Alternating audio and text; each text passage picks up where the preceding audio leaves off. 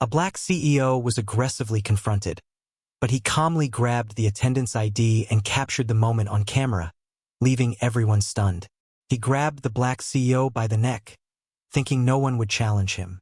He didn't realize the CEO was ready to turn the moment into undeniable evidence. Subscribe if you believe arrogance always collapses when confronted by strategy and courage. Sir, I need to see your ID.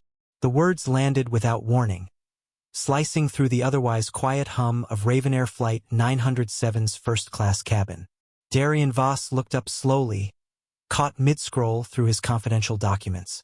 He blinked once, absorbing the interruption. Around him, passengers were settling into their wide brown leather seats, flipping through in-flight magazines or sipping pre-takeoff drinks. No one else was being asked for identification. He angled his head slightly to the left and met the eyes of the flight attendant towering over him. The man's name tag read Marek, the letters sharp against his navy uniform. His voice had carried no malice, but something in his tone was too tight, too pointed, like a button under pressure. The corners of his mouth were curled into a polite smile, but it didn't reach his eyes. Darian didn't move for a moment. Then he nodded, calm and practiced, and reached into his blazer. "Of course," he said quietly, handing over his ID with a steady hand. Marek took it but didn't just glance at it, he held it. Too long. His thumb pressed against the edge, unmoving. Darian noticed the pause, noticed the stillness, and then noticed something else. Marek's jaw was clenched, as if holding something back. The flight attendant finally looked down at the ID, then back up again. "Some passengers," Marek said under his breath, just loud enough for only Darian to hear, "think rules don't apply to them." Darian's spine straightened. His fingers gripped the armrest once, then let go. He said nothing. He just watched as Marek handed the ID back and walked off, the smile still stretched awkwardly across his face. The moment passed like a ripple through still water, seemingly small, but unsettling. Darian returned to his seat and exhaled slowly. The weight of the exchange lingered in the air. A small comment, yes, but he had learned to recognize the difference between petty inconvenience and sharpened intent. This was not random. He returned to his tablet, trying to refocus. The documents in front of him were sensitive. Final drafts of an ethics-based technology agreement between Aurelian Systems and a Venford-based cybersecurity agency. The partnership had been months in the making, and this trip, just a routine flight or so he thought, was the final step to secure it. The captain's voice crackled softly over the speakers, announcing a minor delay due to updated routing traffic. A murmur moved through the cabin, then settled again. But Darian's mind didn't return to the contract. It stayed on the moment, on the grip of a hand that lingered too long, on a glance that came too sharp for simple protocol. He turned slightly to glance across the aisle. Another man, seated in 2C, was sipping champagne, laughing at something on his phone. No ID check. No tensión. Just him.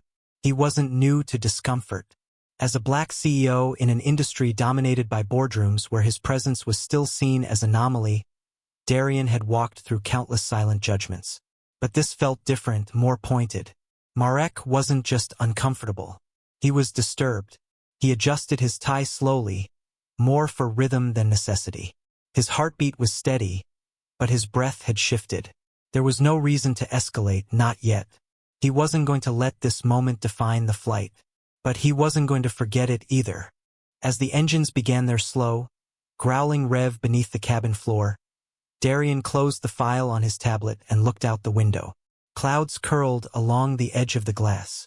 A soft ding signaled final cabin checks. He heard the subtle shuffle of Marek moving down the aisle again, his steps too heavy for a man simply doing his job. Darian turned his gaze forward, let his shoulders relax into the leather. Professionalism, he reminded himself.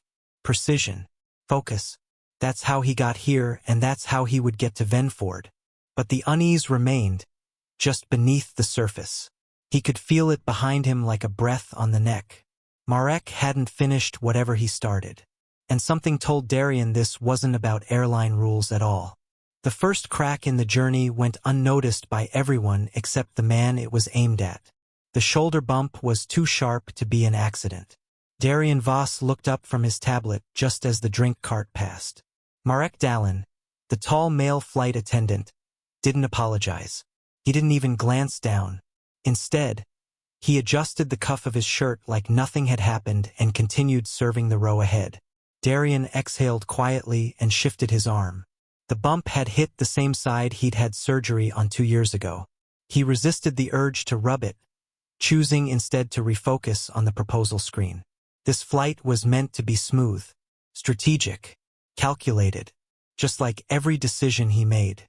2 rows behind, a male passenger in a dark navy vest, Evan Tross, tilted his head, clearly having seen the encounter. But he said nothing. His expression hovered between curiosity and suspicion, like someone watching a chess match where one player hadn't yet realized they were under attack.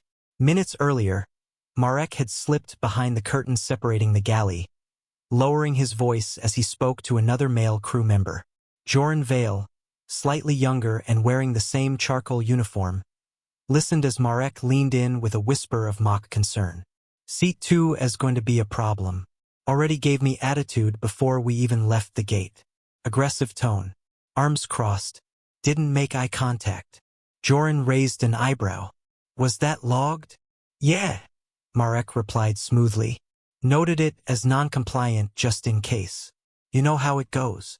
Back in first class, Darian remained unaware of the fiction being written about him. He scrolled through diagrams detailing privacy compliance mechanisms for Aurelian Systems' newest ethical AI suite. His focus was sharp but not rigid, like a man used to protecting his inner calm at 35,000 feet. But even steel has seams, and something about the air had started to change. Marek returned minutes later, this time to take drink orders. His tone changed depending on who he addressed, pleasant for rows 1C and 1D, both white male passengers in polos, and clipped for Darian. Name? Marek asked flatly. Darian blinked. Excuse me? I need to verify the name for your beverage order. Darian, confused, replied. Darian Voss. Just water, please. Marek wrote it down, then repeated the name back with a deliberate mispronunciation. Darian Voss. It's Darian, he corrected softly, enunciating. Marek didn't look up. Sure. He moved on. Darian sat back, suppressing a tight sigh. He told himself not to overthink it. But when the drink cart came again 15 minutes later, water was served to everyone but him. He waited. Nothing. Then, just as he reached for the call button, Marek passed by and said, without stopping, still working on it. Darian paused, measuring his breath. He could escalate. But the cost of a misunderstanding was always heavier for men like him. Especially men like him in suits, alone, with titles that intimidate people who wear the kind of authority stitched onto uniforms instead of earned through boards. Another 10 minutes. No water. Then, without warning, Marek returned again, this time holding a tablet. ID check. Darian looked up. Excuse me? Random verification, Marek replied, gaze cold. We're confirming passenger logs. Please present your ID. Darian glanced at the other passengers. No one else in first class had been asked. He reached calmly into his wallet and handed over his card. Marek inspected it for longer than necessary, his thumb hovering over the edge like he was feeling for weakness in the plastic. You're with Aurelian Systems? He asked, voice low. Darian gave a single nod. Marek's lip curled, barely noticeable.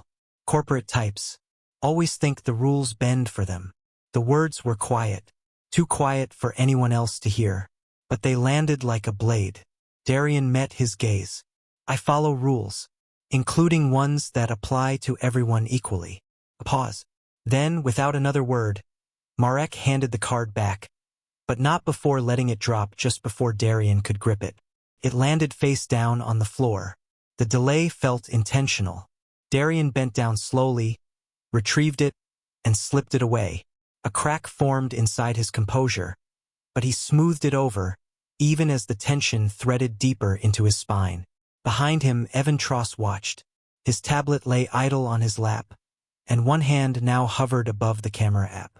He wasn't sure what was happening, but his instincts, honed from courtroom mediation work, were whispering something ugly. Darian returned to his seat and adjusted his cuffs, more from habit than need. But as he settled in, he noticed something strange. Marek had stopped 2 rows ahead, glancing back not at him, but at Joran Vale, who stood quietly in the galley entrance, eyes fixed on 2A. Something was being coordinated. The confirmation came moments later. Marek walked by again, and this time, his hand briefly brushed Darian's shoulder, just at the collarbone, just enough to startle, not enough to provoke. Darian sat still.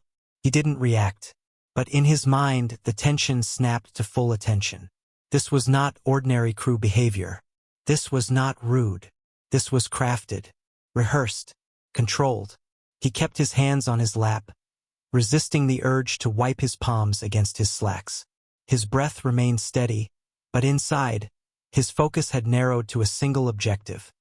Do not give them anything they can use. Then, almost as a test, Marek turned back once more. I need to ask, did you ignore instructions earlier before takeoff? Darian tilted his head, his voice calm.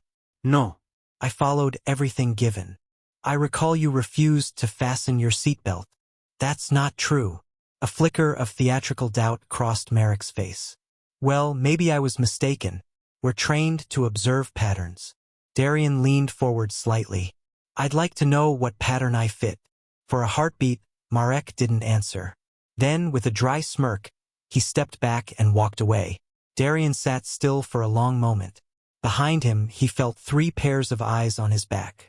At least 3 men had watched the exchange, and in that silence, they understood something had shifted. His heart beat a little faster now, but not from fear. From recognition. This wasn't random. It wasn't simple disrespect. Someone was planning something, testing him, building something beneath the surface of this flight. A setup, or worse, a trap. Darian looked out the window, the clouds smooth and unbothered. But in the reflection, he saw himself, still, composed, but no longer blind to what was unfolding. This flight had changed, and so had his objective. The air around him felt less like a journey and more like a warning wrapped in silence. The jolt was brief, but noticeable. Overhead compartments trembled, and a few glasses clinked in their holders. Seatbelt signs lit up with a soft ding. The turbulence wasn't severe, just a passing shake through a rough air pocket, but it was enough for the passengers to tense. Most glanced up, then returned to their books, screens, and trays. Marek Dallin did not. He stepped forward with sharp intention. You stood while the seatbelt sign was on, he said coldly, pointing at Darian Voss as if reading from a script. Darian looked up, eyebrows narrowed in confusion. He hadn't moved from his seat for the past 30 minutes. I've been sitting, he replied, voice calm but firm. You must be mistaken. Marek leaned in, the overhead lighting catching the slight glisten on his forehead. His tone dropped to something quieter and more dangerous. I'll handle this my way, he whispered, his lips barely moving. Behind him, another crew member had appeared, Joran Vale. He stood just outside the first-class curtain, arms crossed, eyes scanning Darian not like a guest, but like a threat. The implication was subtle yet suffocating. Darian was being watched, evaluated, targeted. Darian's mind worked quickly. His instinct wasn't to argue, it was to observe. Something was off. This wasn't routine cabin protocol. This was targeted provocation. He reached toward the seat pocket, gently pulling out his phone, intending to open the camera discreetly. Before his fingers reached the screen, a hand clamped around his wrist. Is there a problem, sir? Marek asked louder this time, tone laced with sarcasm. Passengers nearby stirred, heads turning slightly toward the confrontation.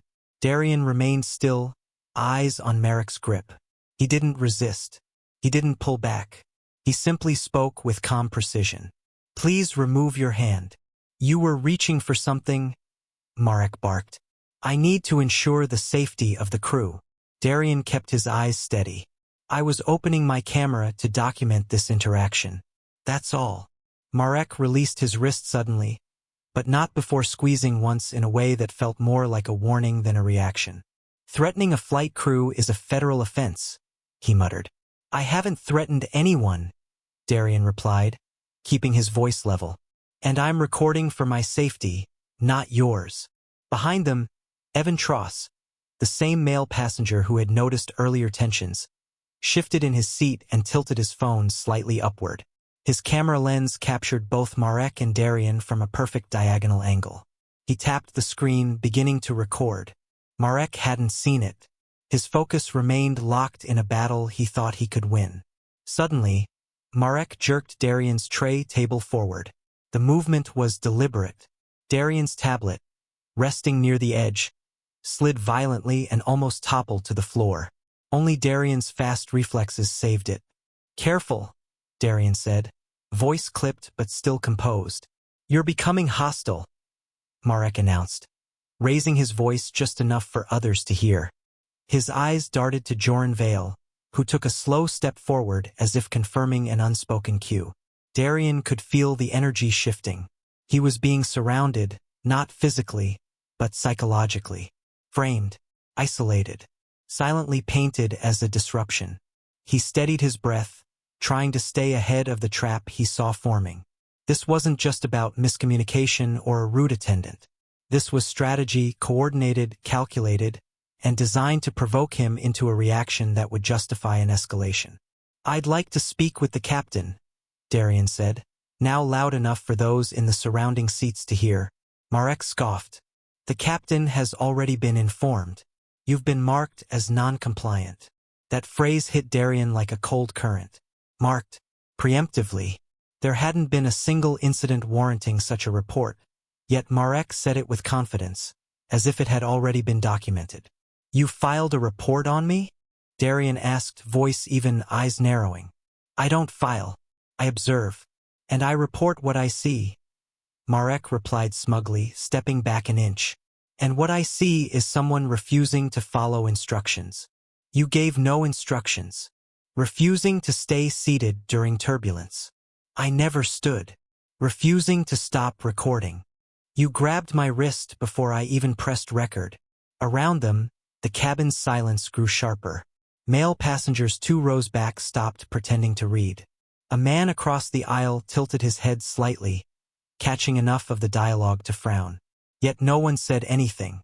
Not yet. The atmosphere had grown too tense, too uncertain. Joran Vale now stood beside Marek, nodding once, as if reinforcing the claim. "You've been reported," Marek said again, clearly enjoying the weight of those words. "The captain will decide what happens next." But Darian's expression didn't waver. In fact, he leaned back slightly and gave a small nod, not of surrender but of strategy forming. "If I've been reported," he said slowly, "then the truth needs its own record." This time he opened his camera in full view. No hiding it. No scham. Just clarity. Marek didn't stop him. Not this time. But his jaw twitched with visible frustration. His plan, whatever it had been, wasn't working the way he wanted. The man across the aisle pulled out his own phone now. Quietly, carefully. The energy had shifted again, only slightly, but Darian felt it. And still, that phrase lingered in his mind like a spark in dry grass. "The captain already marked you." That wasn't just intimidation. That was evidence of a pre-planned narrative, one Darian had not yet begun to fully understand. The turbulence had ended minutes ago, but inside Darian's chest, the real storm had only just begun. The cabin lights flickered, and with them came a sense that the real descent had only just begun. Marek Dallin struck like lightning, without warning, without buildup, and without giving Darian Voss even a second to prepare. The tall flight attendant stormed down the narrow aisle toward seat 2A. His footsteps were fast, deliberate, and too loud for a man simply doing his job. A few nearby passengers glanced up. Most didn't react fast enough to process what was happening. By the time Marek reached Darian, the tension had already shifted from passive hostility to physical danger. "You tried to strike me," Marek announced, loud enough for the row behind to hear. Darian blinked. He hadn't moved from his seat. His hands were still resting loosely over his lap, his posture calm but alert. "I beg your pardon?" he replied, tone neutral, eyebrows slightly raised. But Marek wasn't listening. He leaned down fast, hand reaching toward Darian's lap. His fingers clutched the seatbelt buckle, but then slid upward, too high, too rough, too intentional. Within a breath, his thumb pressed beneath Darian's jawline, right under the curve where the neck meets the collarbone. The move was disguised for anyone watching casually. It looked like he was adjusting the seatbelt. But Darian felt it instantly, the deliberate, breath-restricting pressure of control. His throat tightened, not enough to choke, but enough to warn, enough to assert dominance. To someone 2 rows away, the moment might have passed as crew assistance. But to Darian it was clear. This wasn't about procedure. This was a message. A silent act of force dressed in the illusion of professionalism. Marek's face hovered close. His voice dropped to a whisper only Darian could hear. "Try anything, and I'll bury you in reports." Darian didn't flinch. His breath slowed. Time stretched. He knew the rules of engagement had changed. This wasn't about protocol anymore. This was a trap. And like all traps, it relied on the prey making one wrong move. He didn't give him that. Instead, Darian moved with mechanical clarity. No panique. No reaction. Just a subtle shift of his right hand upward. Slow enough to avoid alarming Marek, but precise in its direction.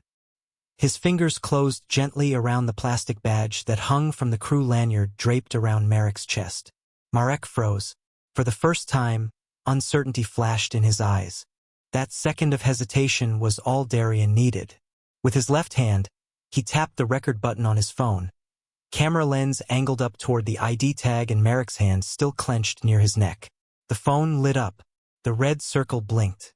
The moment was captured. Then, without raising his voice, without shifting posture, Darian pulled the badge outward and snapped it in half between his fingers. The sound was soft, plastic cracking like a brittle twig. But it might as well have been a gunshot in the silence that followed. "I am documenting this physical aggression," Darian said, voice smooth and deliberate. Not angry, focused. His gaze never left Marek's face. Passengers nearby gasped. Someone stood up. 2 phones rose into the air, recording.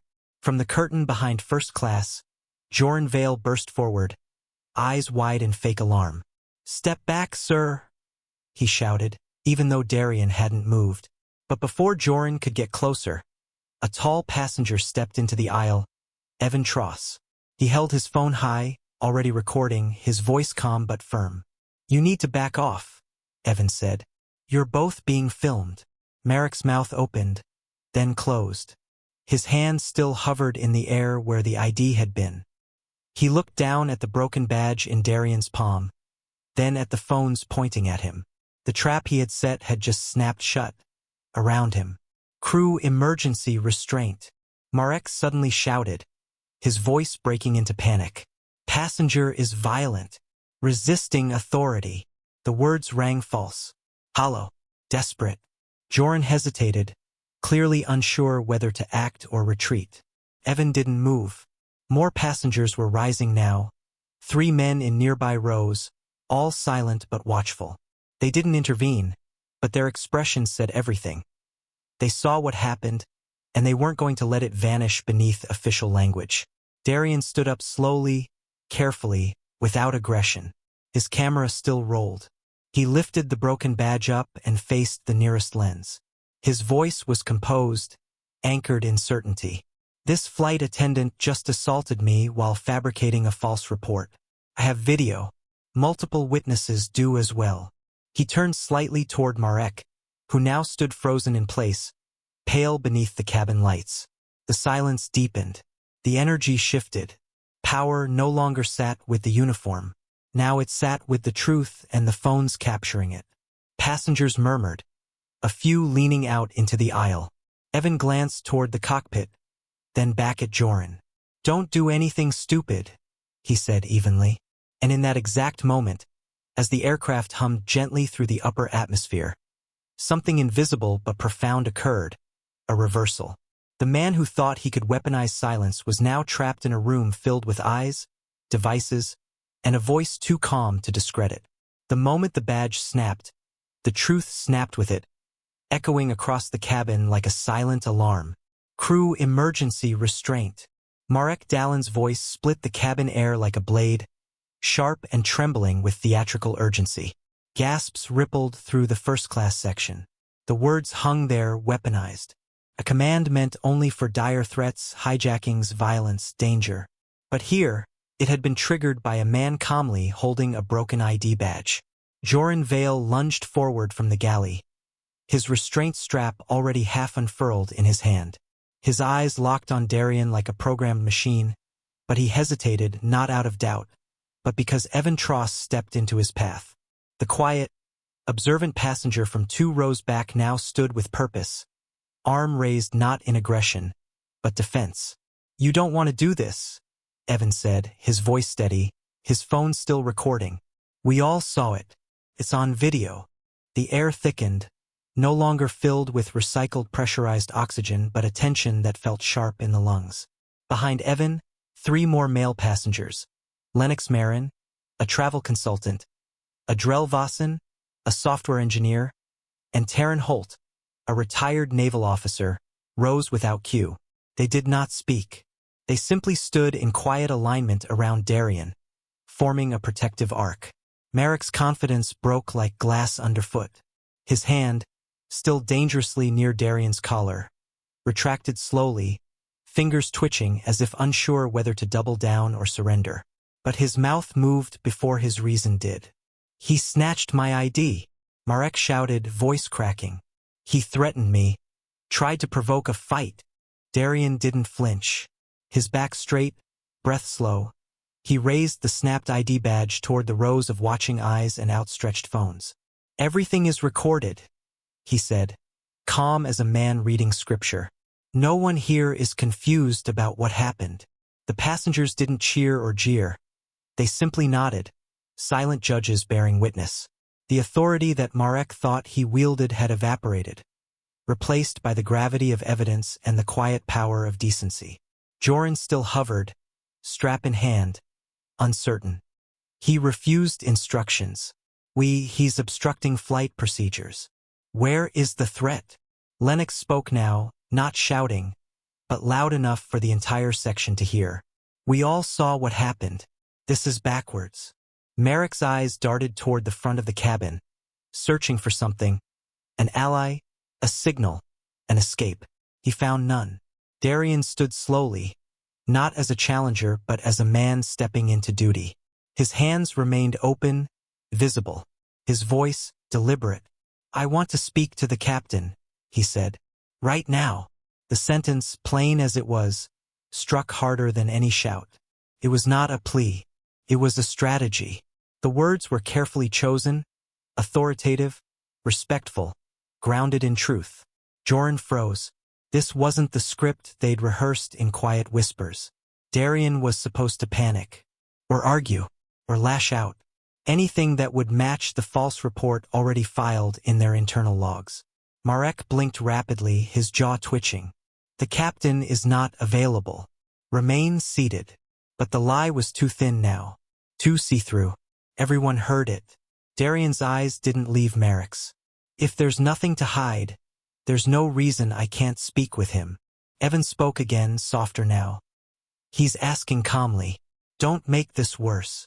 The entire cabin felt suspended, as if the plane had paused midair. Even the engine's hum seemed more distant, like it too was waiting to see what would happen. Joran took one slow step back. The foreshadowing of earlier moments, the false accusations, the ID check singling Darian out, the shoulder bump, the muttered insult. Each beat now returned with clarity, like puzzle pieces clicking into place. Marek looked around. Not a single passenger moved in his defense. And in that breathless lull, the atmosphere shifted. For the first time, Marek realized the story he tried to control now belonged to every witness around him. Marek Dallin's eyes flicked nervously as Darian Voss uttered the words, "I'd like to speak to the captain." The demand was calm, deliberate, but to Marek it might as well have been a warning shot. He froze in place for a fraction of a second, just long enough for the entire cabin to register the subtle shift in power. He knew what the captain would ask for: incident logs, crew reports, timeline confirmations, all of which Marek had already falsified. And now, the man he tried to paint as hostile had turned the spotlight back onto him. "Secure the aisle," Marek snapped, his voice sharp and cracking with urgency. Joran Vale, the younger attendant with a lean build and anxious gaze, hesitated as he moved forward. His steps were slow, unsure, his body language filled with invisible questions. Unlike earlier, when he had mirrored Marek's commands without thought, now he glanced at the other passengers, his posture tightening with guilt. He no longer looked like an ally. He looked like someone trapped in a mistake he couldn't undo. Darian remained seated, composed, and quiet, but his presence carried weight now, like a calm center inside a swelling storm. "Everyone, please stay seated," he said clearly, his voice low but firm. "Let's not escalate. There's no threat here." The words, simple as they were, rippled across the cabin like a steady current, easing the unspoken fear that had begun to take hold. His tone wasn't defensive. It wasn't emotional. It was leadership wrapped in reason. Evan Tross leaned closer, careful not to draw Marek's attention. "I got it on camera," he whispered. "That angle, it shows everything. His hand, your reaction, the badge. It's all there." Darian nodded slightly. That footage wasn't just evidence, it was armor. But he knew that even truth needed careful handling. Marek, now visibly sweating, turned away abruptly. He stalked toward the front of the cabin, toward the intercom mounted near the galley door. Passengers tensed, expecting him to use it, to call in a fabricated threat, to seal the narrative one last time before facts caught up. But he didn't make it far. Adrel Vossen stood. The tall man in a dark olive jacket silently stepped into the narrow aisle, directly between Marek and the intercom. "You're not going to do that," Adrel said, his tone calm but final. Marek halted. His eyes flicked toward Adrel, then to the passengers watching closely from their seats. Even Joran had stopped moving, frozen somewhere near row 4, his hand half raised and then slowly lowering again. A soft chime echoed above them. Everyone looked up, but only Marek seemed to flinch. It was a private signal, a message from the cockpit, a request from the captain or co-pilot, visible only on the crew's galley screen. Marek's breath caught in his throat. He turned slowly and stepped toward the panel, pretending composure. But Darian noticed the truth, the twitch of a jaw, the slight delay in movement, the stiffened neck. He was unraveling. Marek's finger hovered over the galley panel. The blue glow from the screen lit his face in sharp, cold lines. Whatever he read caused the blood to drain from his cheeks. He swallowed hard, straightened his collar, and turned back toward the cabin. "The captain is occupied," Marek said through clenched teeth. "Everyone, please return to your seats. Everything is under control." But his voice cracked on the last word. Darian didn't move. He didn't need to. The passengers could see the truth for themselves now. Joran remained silent, standing awkwardly like a misplaced pawn with no move left. Evan kept filming, steady as ever. Adrel stood his ground, still blocking the intercom like a silent guardian. Marek tried to look composed, but his steps lacked rhythm, his breath was shallow, and his gaze darted too often. The silence in the cabin was not peace. It was scrutiny. Darian inhaled slowly. The truth was rising like air pressure before a storm. It was thick, silent, undeniable. And Marek, who once commanded the aisle like a stage, now stood adrift in a spotlight of his own making. The man who once commanded the cabin now struggled to command even his own trembling breath. The cockpit door cracked open. Arden Kell, the male co-pilot, stepped halfway out with his hand still gripping the inner latch. His brows drew together, scanning the aisle filled with tension. "What's going on here?" he asked, his voice calm but firm, trained for emergency but not yet convinced this was one. Marek Dallin spun toward him like a man escaping fire. "He's threatening crew members, refusing lawful orders," he blurted, gesturing wildly toward Darian Voss, who remained seated, calm, silent, with a snapped ID badge in one hand and 3 phones quietly pointed at the situation from behind him. Arden's gaze didn't follow Marek's pointing finger immediately. Instead, he looked at the passengers.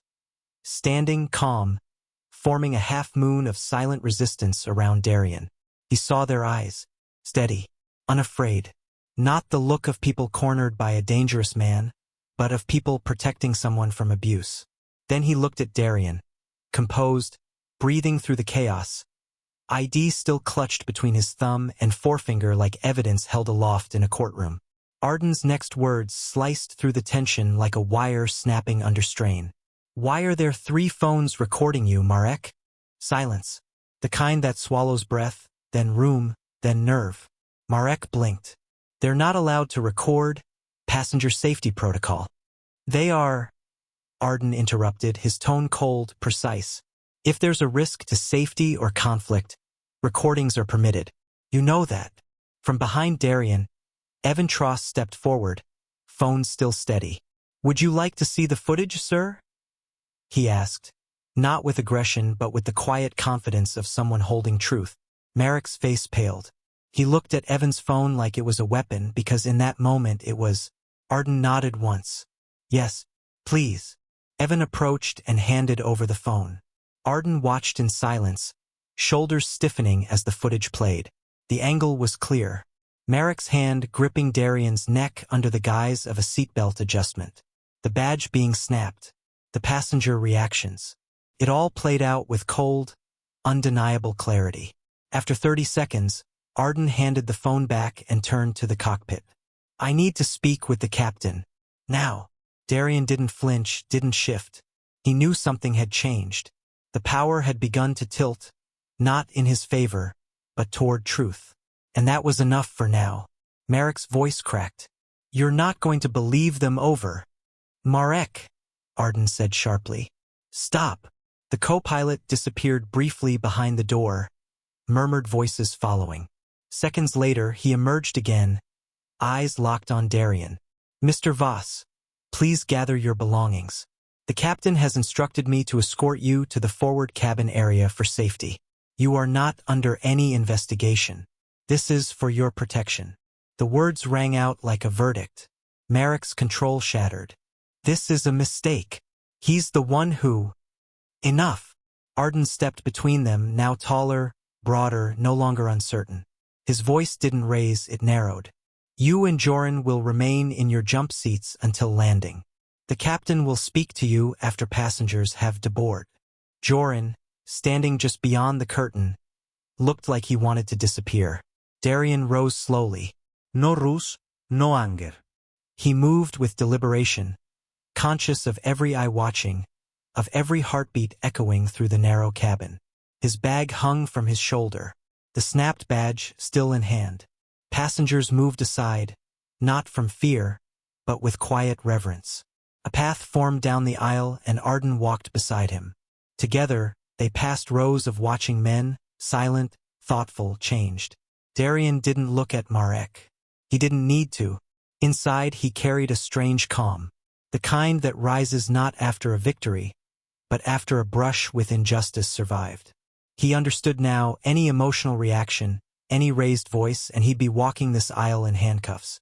Not today. For a brief moment during that careful walk, he felt the entire cabin breathe with him instead of against him. He tightened his grip, confident in control, unaware that the CEO's hand had already reached for the attacker's ID, every detail being captured on camera. If you believe abuse under authority always folds when proof is ready, hit subscribe now, because justice never hesitates. Darien sat stiffly in the forward galley seat near the cockpit door, his breathing slow but tight, posture upright despite the weight of adrenaline still surging through his system. Arden Kell, the co-pilot, stood beside him, alert, arms folded, jaw clenched, not just a crew member anymore, but a quiet shield between Darien and whatever retaliation might still brew from behind. The hum of the engines filled the air, steady and loud, but underneath it pulsed something sharper. Tension, not quite gone. "I want to apologize on behalf of this crew," Arden said, voice low but firm. Darien shook his head slowly, keeping his eyes forward. "Not yet," he said, his tone composed but heavy. "Right now, what matters is documentation.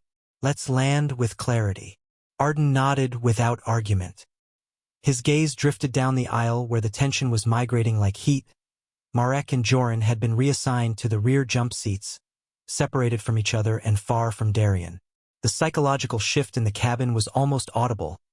Whispers between rows, sharp glances, murmured phrases like, "Did you see that?" And he kept his calm the whole time.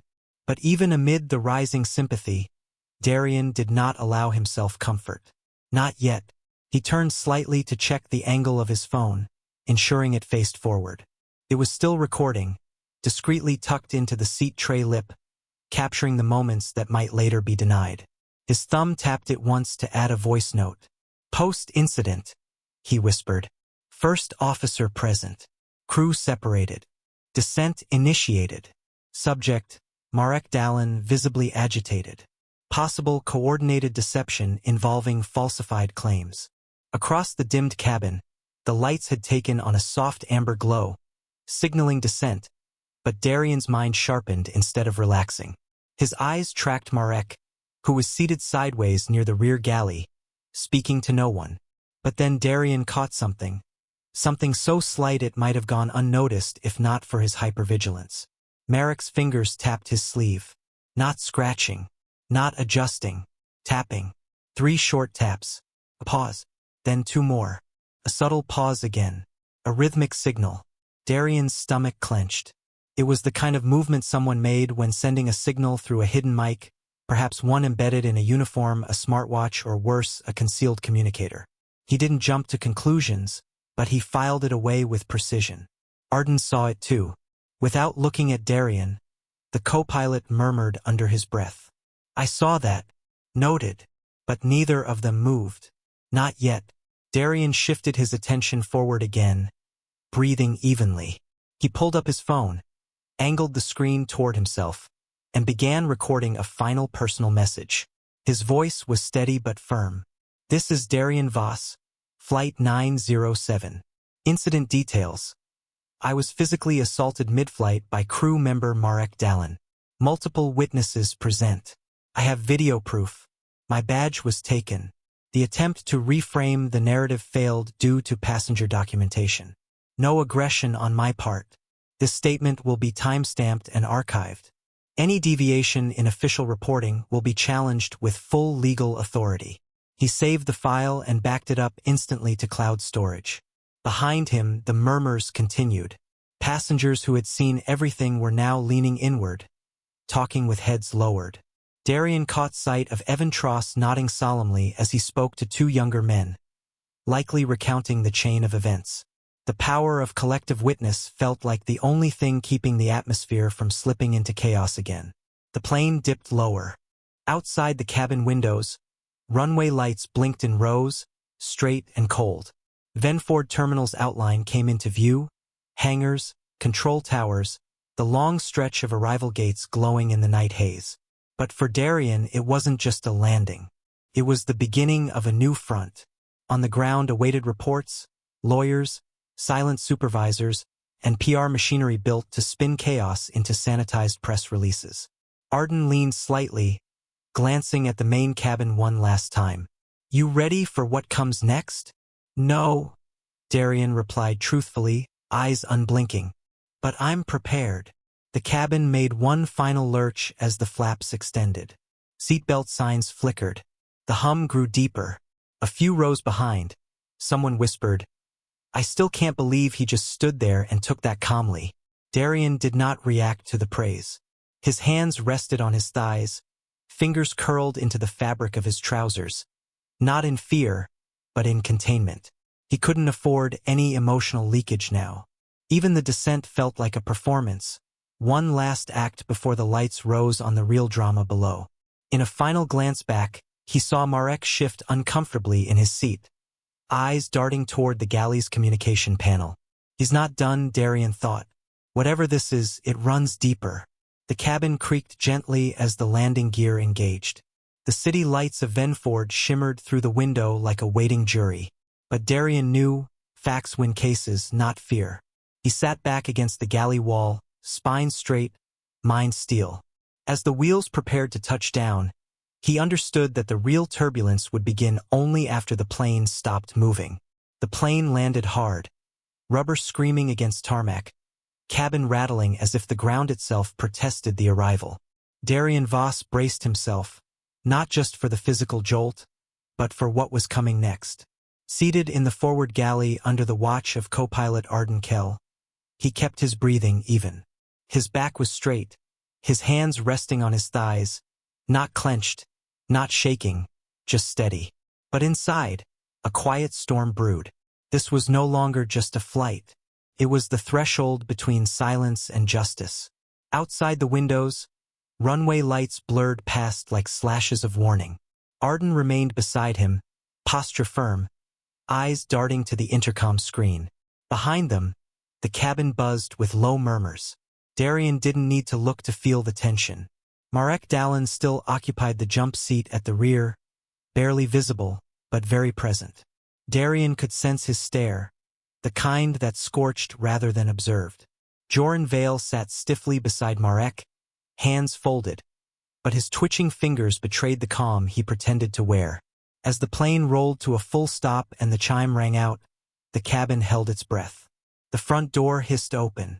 3 male security officers stepped aboard in quick succession. Their boots struck the threshold with authority, eyes scanning for what they had been told to expect. A violent, non-compliant passenger. Their hands hovered near restraints, their expressions grim with rehearsed control.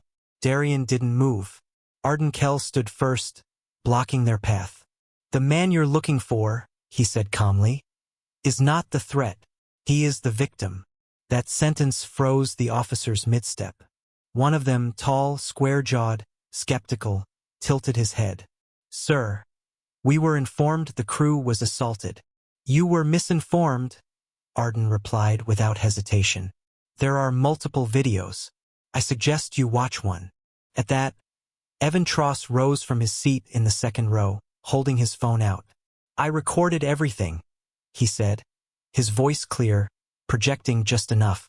From the moment the flight attendant grabbed his neck. Every second of it. The square-jawed officer motioned for the device. As he reviewed the footage, his expression shifted, eyes narrowing, lips parting slightly. He passed the phone to the officer beside him without a word. The second officer's brow furrowed. Then he slowly turned to glance down the aisle toward Marek. "Sir," the third officer said, stepping closer to Darien. "Are you all right?" "I'm fine," Darien answered, voice controlled, though the edge of exhaustion touched his words. "But I will not be silent." Marek Dallin suddenly shouted from the back. "He ripped my badge. He threatened me." The officers didn't flinch. "Stay seated," the lead officer said to him, lifting a hand, not in warning but in dismissal. With a subtle nod from Arden, Darien rose. The security team formed a silent perimeter around him, not to restrain, but to protect. The cabin was still hushed, but as Darien moved down the aisle, something shifted. Lennox Marin gave a respectful nod. Adrel Vossen whispered, "We saw everything." Even Taryn Holt, the quiet man in seat 4C, placed a hand to his heart and tapped his chest twice, a gesture of respect. Darien didn't return the nods. He didn't smile. He simply walked, composed, dignified, determined. He stepped onto the jet bridge, where cooler air greeted him. But the moment his feet touched solid ground, the next twist arrived. A man was already waiting, mid-30s, short-cropped hair, suit pressed sharp. His name tag read Kellen Dorr, Internal Affairs Supervisor. "Mr. Voss?" he asked urgently. "Yes," Darien replied, still flanked by security. "I need to speak with you immediately," Kellen said. "There's something you need to see." Darien's jaw tightened. "What is it?"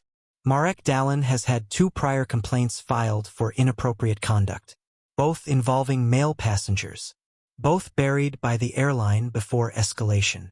Darien's breath caught, but not in surprise. In confirmation. "They covered for him," he said flatly. Kellen nodded grimly. It appears so, and someone up the chain authorized it. The security officers exchanged glances.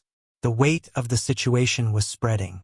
Darian closed his eyes for a brief moment, letting that truth settle. Then he looked ahead, toward the terminal that now felt less like a destination and more like a courtroom. Passengers filed out behind him, silent observers in a story they would carry home. Some paused as they passed. No words, just nods. A few offered quiet acknowledgments. A hand over a heart, a clenched fist over a chest, eyes that said, "We saw you. We know." Kellen gestured toward the terminal doors. "There's a room ready." For a full statement. Darian nodded once, then took a step forward. The world had shifted. He wasn't the same man who had boarded Flight 907. And this wasn't the end. It was the beginning of something larger than him. Something louder than silence. The moment his feet touched solid ground, he realized justice still had many steps left to take. The moment Darian stepped into the secure interview room, the tension wrapped around him like a second skin. No introductions, no hesitation. The aftermath of the incident still clung to his body like static. A single glass of water sat on the metal table, untouched, catching the harsh ceiling light. Kellen Dorr stood across from him, flipping through forms with practiced precision. But the slight tightening of his brow revealed he already knew the weight of what had happened on board. The silence was thin, stretched tight with urgency. Darian inhaled slowly, fighting the lingering pressure on his neck where Merrick's fingers had dug in. "Let's begin," Kellen said quietly. His tone controlled but carrying an edge of disbelief. He lowered himself into the seat opposite Darian, the papers settling between them like a battlefield line. "Tell me everything exactly as it happened." Darian spoke without delay. His voice remained steady, but beneath the surface lived a storm of frustration, clarity, and the need for precision. He recounted the sequence, the false accusations, the deliberate targeting, the neck grab disguised as a seatbelt adjustment. With each detail, Kellen's pen slowed. His jaw tightened. The tapping of the wall clock filled the brief pauses, emphasizing the gravity of every word. Meanwhile, in a holding room down the hall, Marek Dallin was attempting to distort the truth. Kellen revealed this bluntly. "He says you attacked him first." The statement hung in the air like an insult thrown across the table. Darian didn't flinch. "The video proves otherwise," he replied, posture straight, hands resting calmly on the table. His eyes remained fixed on Kellen, who nodded sharply, almost relieved. "I know," Kellen admitted, sliding open a thin folder and pulling out a confidential document. His fingers hesitated before moving it closer. "And this makes things far more complicated." Darian skimmed the page, his eyes narrowing as he read. A previous disciplinary review, a buried complaint, a past incident involving another male passenger. "They kept this hidden," Darian murmured, tracing a line under the report date. "Why?" "Staffing shortages," Kellen stated grimly. The airline erased it from his record. The revelation stung deeper than expected. It wasn't just one man's hostility. It was a whole system enabling him. Layers of misconduct hid behind professional uniforms and polished corporate statements. Dramatic irony pulsed through the room. Darian had walked onto that plane expecting a routine flight, unaware he had stepped into a hidden history of suppressed warnings. A knock at the door broke the silence. Evan Tross entered with his phone in hand, his expression determined but respectful. "I'm here to provide my statement," he said. The tension in his shoulders eased slightly when he saw Darian, as if grateful he wasn't facing this alone. Kellen stood to greet him. "Your footage is essential," he said. "Most people avoid getting involved. You didn't." Evan nodded, though his grip on his phone betrayed nerves. What he went through wasn't right. Someone had to record it. The three men reviewed the footage together, the scene replaying with painful clarity, the grab, the threat, the restraint call, the snapped badge. Each second stacked more truth against Merrick's claim. Kellen leaned forward, elbows on the table, watching the recording with a look that blended anger, disappointment, and the burden of responsibility. This isn't just aggression, Kellen muttered. This was deliberate. Darian's voice remained calm, but his eyes held a sharper resolve. Then document everything. No omissions. Kellen's expression shifted into respect. The airline's corporate office already asked for minimal reporting, he admitted. They want this contained. Containment isn't an option, Darian said, leaning slightly forward. Full truth. Every detail. Kellen nodded slowly. You'll have it. But the room grew colder when Kellen revealed one more thread, thin, but dangerous. Marek tried sending a message during descent. Short transmission. We haven't identified who it was sent to yet. Darian absorbed the news in silence before speaking. His voice was low, steady. Someone else knew. Kellen didn't confirm, but the flicker in his eyes said enough. A shadow behind the incident. A hand guiding behavior. A supervisor, perhaps. Another buried complaint. Another manipulated report. Something larger than turbulence and tempers. Darian sat back, his mind turning the pieces over. The attack had not been spontaneous. The targeting had not been random. And the message, whatever it contained, meant the danger didn't end when the plane touched down. He tightened his grip on the glass of water, grounding himself. His voice remained steady as he said, "This goes deeper than one flight." Kellen exhaled slowly, aware of the path this investigation was about to take. "Yes," he murmured. "We're starting to see that." And as the walls of the interview room seemed to close in around the weight of the truth, Darian understood that the incident was only the surface of something much larger, buried but waiting to be exposed. He understood that the neck grab was only the spark, and the fire behind it was far more hidden. The moment Darian stepped into the private waiting room, the door shutting behind him with a hollow thud, the weight of the entire flight seemed to fall onto his shoulders at once. The fluorescent lights above hummed softly, illuminating the sterile walls and cold metal furniture. He sank into the chair near the corner, breathing slowly, trying to regain the calm he had held on to so tightly throughout the attack. His phone vibrated again. Another message, then another, then a flood. The outside world had already begun reacting to something he had barely processed himself. Videos, posts, headlines forming, a storm beginning to rise. He answered the call from Aurelian Systems board, their voices layered with concern and urgency. They asked if he was safe, if he needed legal defense, if the situation was as serious as the circulating clips suggested. Darian responded quietly, choosing his words carefully. "I'm safe for now," he said, though the tremor in his fingers reminded him of the grip that had been on his neck not long ago. The board members assured him that the company would stand behind him fully. Their tone carried a mix of outrage and fear. Outrage for what had happened. Fear for the public and political noise this would ignite. Before he could finish absorbing their support, another call flashed on his screen. Corvin Halden, his lead strategist, his most trusted advisor. Darian accepted. "Send me the footage," Corvin demanded immediately, his voice sharp but controlled. Darian complied, hearing the tension in Corvin's breathing as he watched the incident silently on the other end. When Corvin finally spoke, his words were tight, furious, and low. "This wasn't random, Darian. Someone tried to set a trap." A soft knock broke the moment. Kellen Dorr stepped in, holding a file in one hand and a grim expression on his face. "We just finished the first round of questioning," he said. Darian watched him closely, recognizing the tone. Something had cracked. "Marek broke down," Kellen continued. "He admitted he panicked because he thought you fit a behavior profile, flagged by his supervisor." Darian's chest tightened. "A profile?" he repeated, his voice steady but edged with disbelief. "Yes," Kellen confirmed, lowering himself into a chair opposite him. "He claims his supervisor told him to be cautious around passengers who match certain behavioral patterns. But he couldn't explain what those patterns were."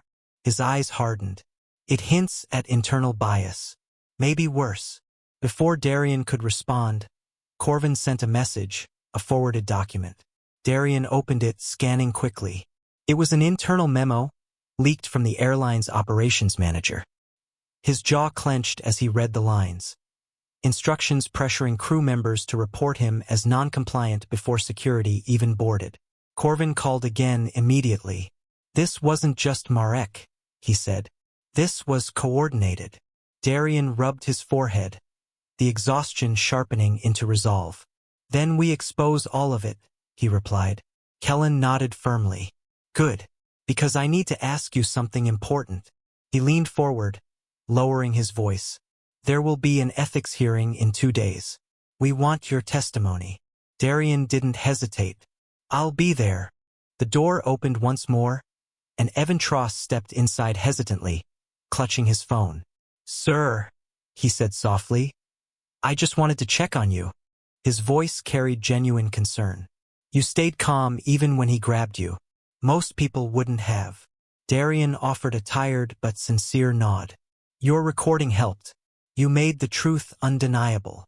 Evan's shoulders loosened at the acknowledgement, and he left quietly, leaving behind a silence that felt less empty and more reflective. As the hours stretched on, Darian stared out the small window, watching the lights of the terminal flicker in the night. His breathing steadied as he organized his thoughts, preparing not just for reports or statements, but for a battle that had moved far beyond one violent moment on a plane. The world was watching now, and the truth needed more than calm.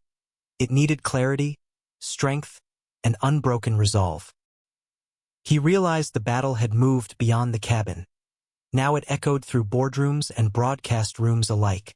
The gavel struck softly against the wood. "Let the hearing begin," announced John Appel, chairman of the Venford Aviation Tribunal, his voice steady but laced with quiet anticipation. Around the polished oak table sat 10 men, investigators, legal advisors, and senior airline officials, all sharply dressed, their expressions tight with formality. But as Darian Voss stepped into the chamber, silence deepened. He walked tall, a portfolio in one hand, calm written across his face, but a silent war playing beneath his skin. He took his seat with a subtle nod, not wasting words. His objective was clear: expose the truth, not just for himself, but for every future traveler who might find themselves targeted and silenced.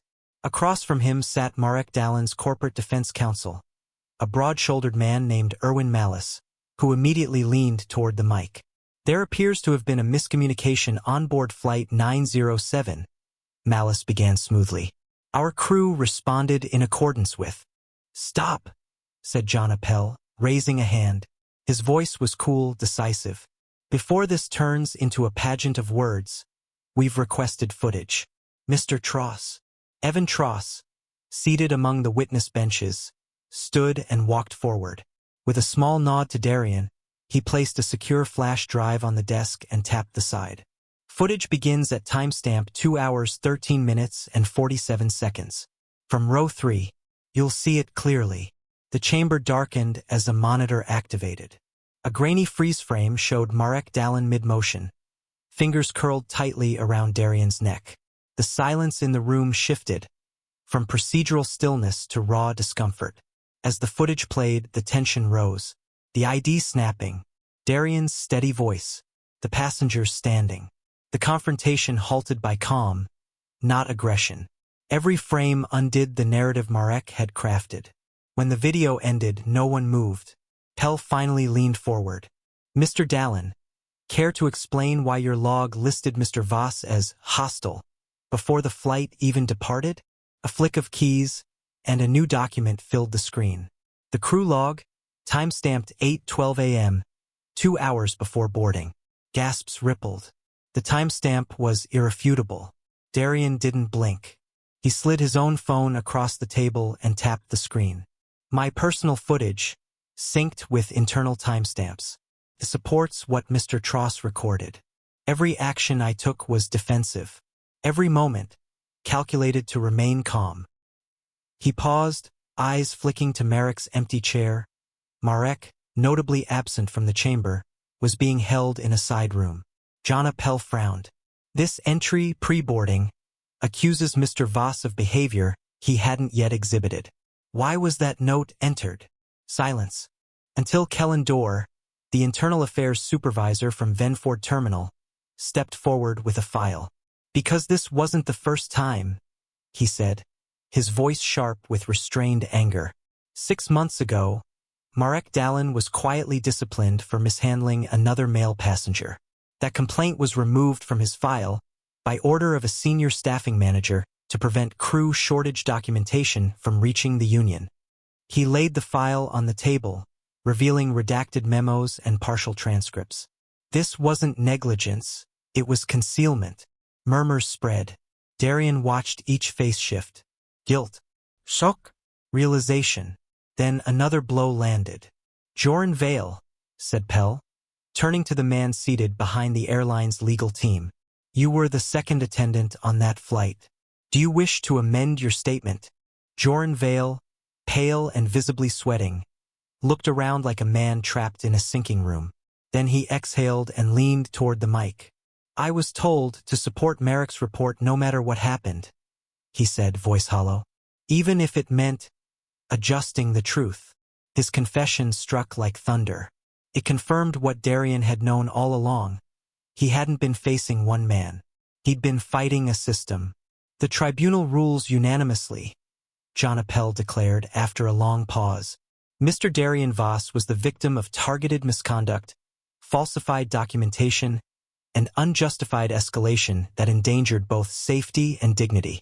We hereby order a full external audit of Raven Air's internal conduct handling, crew documentation protocols, and disciplinary history. He paused again, then glanced directly at Darian, who had not moved from his upright posture. Mr. Voss, Pell said, tone softening, given your conduct throughout this ordeal and your evident clarity under pressure, we would like to formally invite you to serve on the National Advisory Committee on In-Flight Conduct Standards.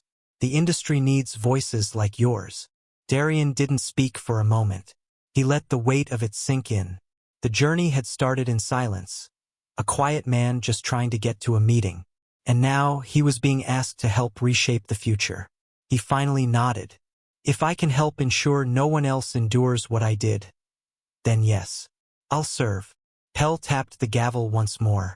For the first time since the flight, he felt the future shifting toward something better instead of something broken. The moment the curtain opened, camera flashes exploded like lightning. Darian Voss stood center stage behind a polished black podium, his silhouette framed by the navy and silver backdrop bearing the seal of the Venford Aviation Tribunal. The room was still expectant. No dilas. No introductions. The moment had arrived. Darian placed both hands on the podium, steady and grounded, and began without preamble. Today, he said, his voice calm but resonant, we formalize something born not from power, but from pain. The Voss Passenger Conduct Protocol will ensure what happened aboard Raven Air Flight 907 can never happen again. Not to me, not to anyone. Behind him stood 4 men, Arden Kell, Evan Tross, Corvin Halden, and Kellen Dorr, silent sentinels of a journey that began with a bruised neck and a snapped ID badge. Cameras flashed again, but Darian didn't flinch. His gaze scanned the reporters, executives, and aviation officials in the hall, none of whom could claim ignorance anymore. He continued, this protocol mandates 3 core safeguards: real-time digital recordings of any conflict between crew and passengers, third-party review of all onboard incident reports, and permanent logs visible to both passenger and airline after each flight. Transparency is no longer optional. It's required. There was no applause, just stillness, the kind that follows truth landing squarely in a room used to evasions. At the edge of the audience, a reporter stood and asked, Mr. Voss, how do you respond to the airline's official apology released this morning? Darian turned slightly, expression neutral. Apologies matter, he replied. But what matters more is what comes after. Months ago, the same organization that now praises my restraint tried to frame me as a threat. Words are not enough. Change is. The crowd stirred. Flashbacks ignited in the minds of those who followed the case. The restrained breath of a cabin, a hand on the neck disguised as a seatbelt adjustment, a badge snapped in two beneath the silent witness of dozens of phones. And now, consequences had followed. In a prepared statement released simultaneously, the airline admitted that Marek Dalin's supervisor had failed to disclose two prior misconduct reports. Both men had been terminated from the aviation industry permanently, with federal sanctions pending for falsification of safety documentation. Corvin Halden, Aurelian Systems' lead strategist, leaned toward the press table and handed out packets. The full tribunal decision, footage logs, crew report comparisons, and an internal memo that revealed a failed attempt to pressure Jornvale into corroborating Marek's false claims. The final piece of the puzzle clicked into place. Yet even as the event moved toward closing remarks, Darian wasn't finished.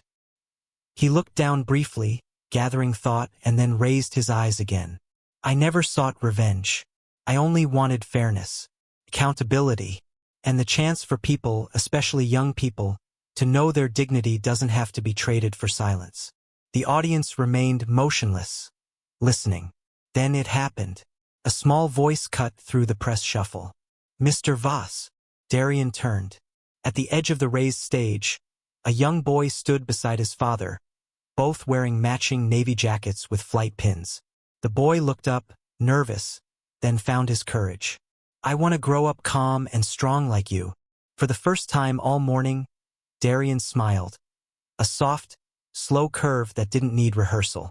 He stepped down from the podium, knelt to the boy's eye level, and offered a firm handshake. You already are, he said. Cameras clicked again. But this time, they weren't chasing drama.